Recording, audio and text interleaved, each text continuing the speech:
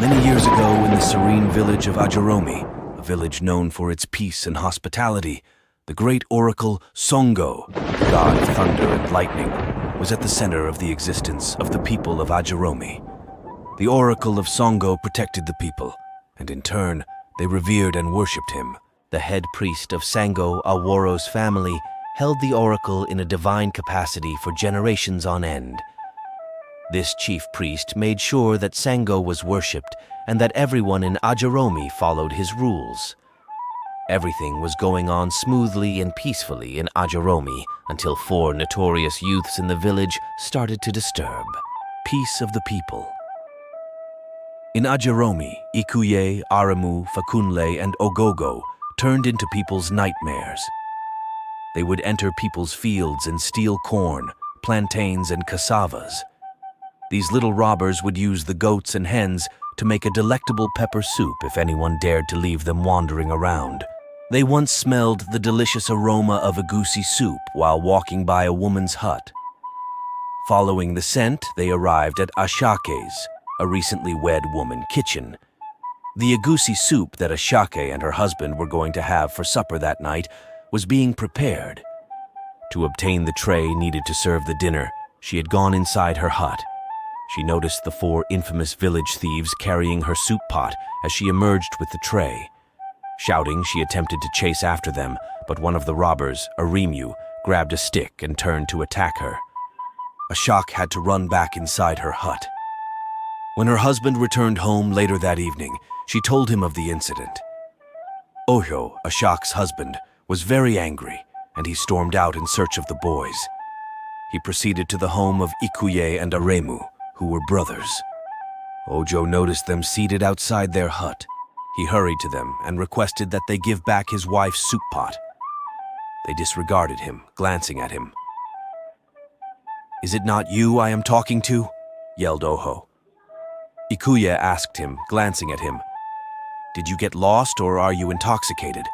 What connection does your wife's soup pot have with us?" Oho glared at them before walking away. After that, he proceeded to Fakunle's house.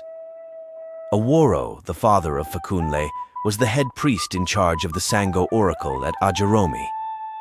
Oho met him resting in his hut and greeted him. "Good evening, my priest. I am not happy. Your son and his well-known notorious friends came to my house and carried the pot of soup my wife cooked." Fakunle's father was shocked. He asked Oho if he was sure of what he just said. Oho acknowledged. Then Aworo gave Fakunle a call. He inquired, "Did you go to Oho's house to take his wife's pot of soup?" Startled, Fakunle turned to face his father and said, "Baba, soup? What will I be doing with that?" "Baba, I didn't have any soup." Aworo apologized to Oho after sending Fakunle into the home. When he offered to give Oho some money to replace the soup, Oho simply rejected the offer, as it is uncustomary to take such money.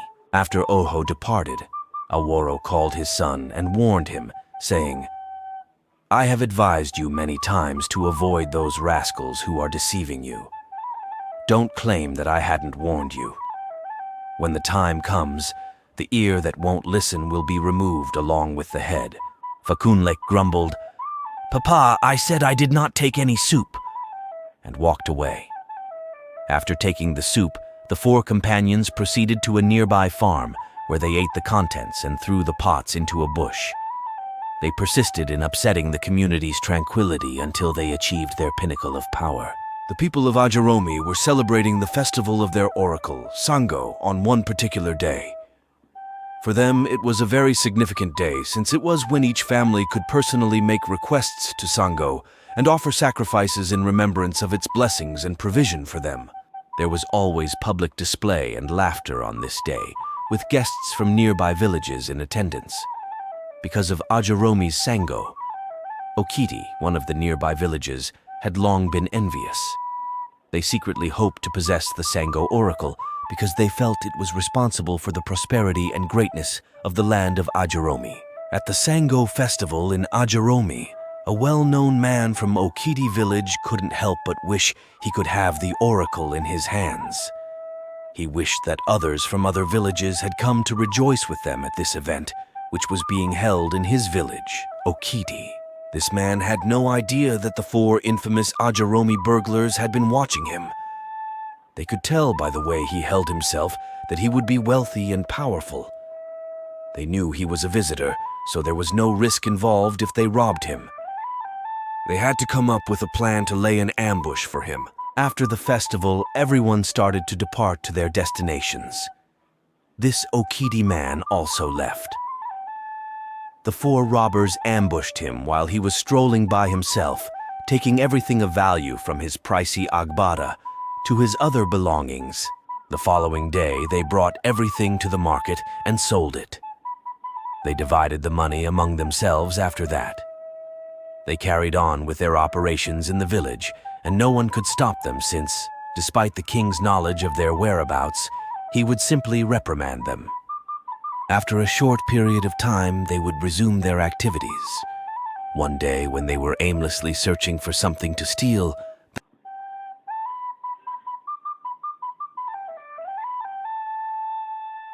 the man they had robbed on the day of the Sango festival came up to them. This man from Okiti was called Adekunbi. He was astonished that there were youths in Ajeromi who were not scared of Sango and could defy the sacred Sango festival by stealing on that day.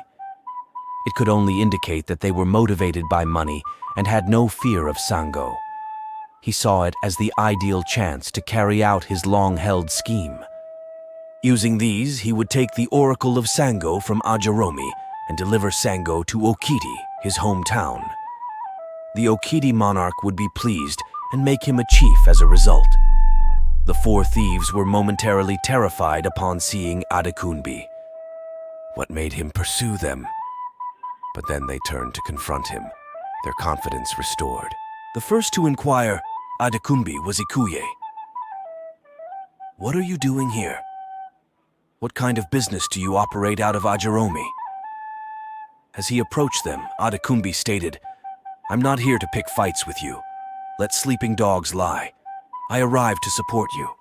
This small-time theft you are engaging in is not going to help you." The 4 youths turned to face themselves.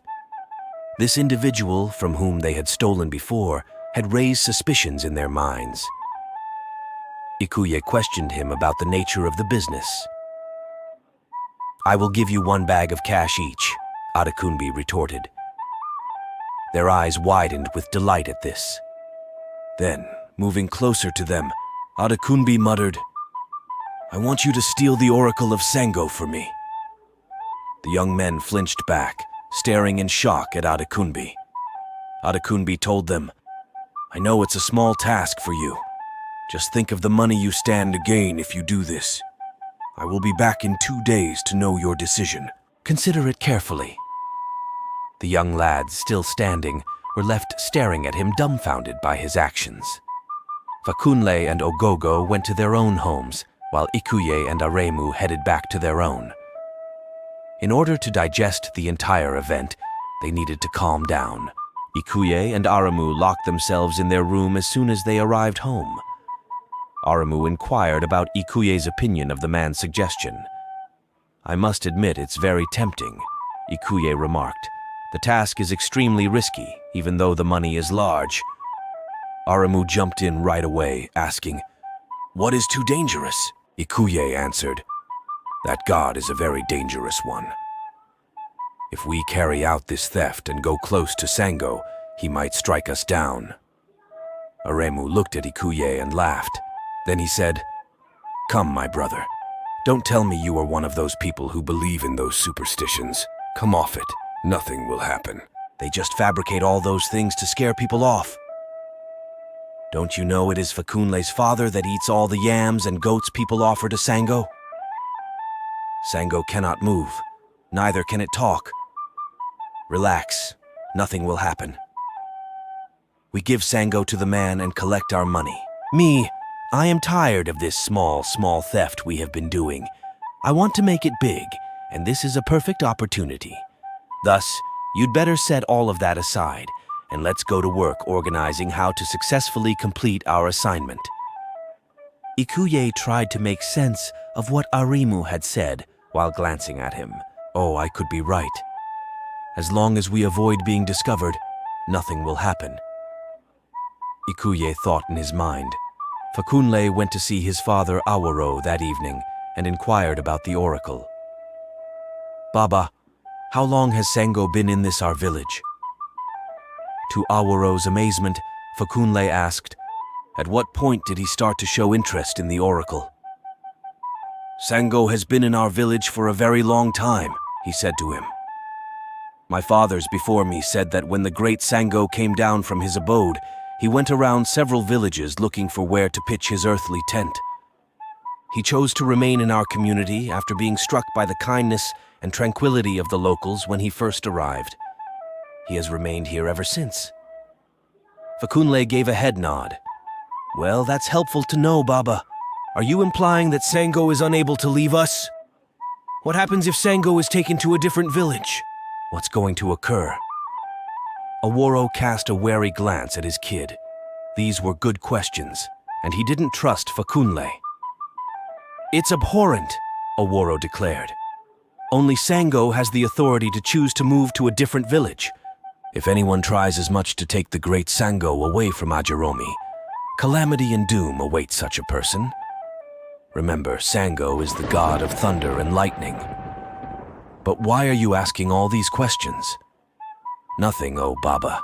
I just want to start getting myself familiar with our family heritage," Fakunle replied. "When you pass away, I will assume responsibility for Sango's care. I want to go and see my friends." "Thank you, Baba." As he walked away, Aworo gave him a pitying glance. "I pray you don't do anything that will lead to your destruction," Aworo was thinking. The four young men, Ikuye, Aremu, Fakunle, and Ogogo, met together at their customary gathering place that same evening. It was Fakunle who first expressed his interest in the deal to them. Ikuye then joined in after Aremu. Watching Ogogo, they waited for him to speak. Aremu was irate with him and threatened to do the work without him and keep his portion of the money if he refused. Fakunle interrupted him abruptly. "Oh, I'm interested. Because of my father, at least I know Sango will spare me. But I'm afraid for the three of you." Aremu encouraged him not to worry about their safety and to concentrate on himself. 2 days later, they met with Adekunbi and informed him of their choice. He was scheduled to arrive at night over the course of 4 days to retrieve the statue from them. The four young men went out to execute their plan that evening. While Ogogo and Aremu entered the sanctuary to retrieve the statue, Ikuye and Fakunle remained outside to watch for any passers-by. After carrying the statue and giving it to Adekunbi, they were given 4 bags of cash. They brought the bags of cash to Ogogo's residence so that no one would question them and it would be safe there. Ogogo lived alone as an orphan. They all went to Ikuye's house the following day in a joyful mood to talk about their options going forward and how to use their money. The 2 brothers, Ikuye and Aremu, went to the well-known village palm wine seller's shop to buy 2 bottles of palm wine. They believed that the job well done was worthy of celebration. At Ogogo's house, they were all drinking and discussing how to take their own share of the money and leave the village before any suspicions would be raised. Suddenly, Fakunle and Ogogo held their stomachs, crying in pain. Ikuye and Aremu exchanged a look before laughing heartily. "I assured you it would succeed. We now own the entire sum of money." With a nod of agreement from Ikuye, they both took the money from Ogogo's residence and left the 2 dead there. They hurriedly packed their luggage and left the village behind. Because of the way his brother Aremu had been acting lately, Ikuye had grown distrustful of him and had lost faith in him. In order to prevent Aremu from killing him and keeping the entire sum of money for themselves, he had to take precautions. They had just crossed the Ajeromi boundary when Aremu mentioned to Ikuye that he needed to go and urinate in the bush. Ikuye swiftly reached for a large, powerful stick and struck Aremu twice on the head, instantly killing him as he turned to urinate. Ikuye's palms trembled with fear. It was his own brother he had just killed. He was not sure what spirit had inspired him to act in that way. Meanwhile, at Ajeromi, it had been discovered that Fakunle and Ogogo were poisoned. The young people started looking for Ikuye and Aremu right away because they were the main suspects. The other young people held large sticks in their hands, while the hunters among them were armed with rifles. Ikuye heard a loud commotion behind him as he was still getting over the horror of killing his own brother. A sizable group appeared to be approaching from behind him. With haste, he picked up the 4 money bags and started to run. The youths were moving quickly, and before long they caught sight of Ikuye. Despite their cries for him to stop and give up, Ikuye continued to run. One of the young people then fired a gun at Ikuye. Dead, Ikuye collapsed to the ground. The youths then went and carried his body and the bags of cash back to the village. They also carried Aremu's body, which they had seen along the bush. News quickly spread that the 4 notorious thieves in Ajeromi were dead. As expected, people were happy. Sango had finally let his rage get the better of them. It was well past due. The village would at last experience calm. Adekunbi arrived in Ajeromi to search for the 4 young guys he had transacted business with while the news was spreading. When he learned they were all dead, he was astounded. He was also enraged as he had recently come to the realization that these criminals had duped him. Since they were deceased and the statue they handed him was a fake, there was no chance he would receive his money back. Remorseful, he went back to his village in silence. Aworo, Fakunle's father, suspected that his son was up to something evil after he asked him those questions about Sango that evening. He alone was aware of the catastrophe that would engulf the entire village should Sango be stolen and removed from it. That evening, he had to replace the real statue with a replica, as he had received the premonition. In the entire community, only he was aware that there was a fake statue. The only person who should be aware of this is the Sango custodian. It was passed down to him by his father. This was done to ward off disasters for the entire village. He believed his son would be saved if he did this. Despite all of his warnings, he never imagined that those cruel friends of his would kill him. You disregarded my advice, and now you've been killed by the same people you committed these crimes with. May your soul rest with the gods, Fakunle. The town of Ajeromi experienced a newfound calm and a breath of fresh air after that. The tale of the 4 infamous thieves was frequently used by parents to caution their kids against misbehaving. We appreciate you viewing this content. Would you kindly let me know what moral lessons you think the story teaches you? Don't forget to subscribe if you've not done so already. Share this video with your loved ones and also give it a thumbs up. Till I bring another video your way, bye.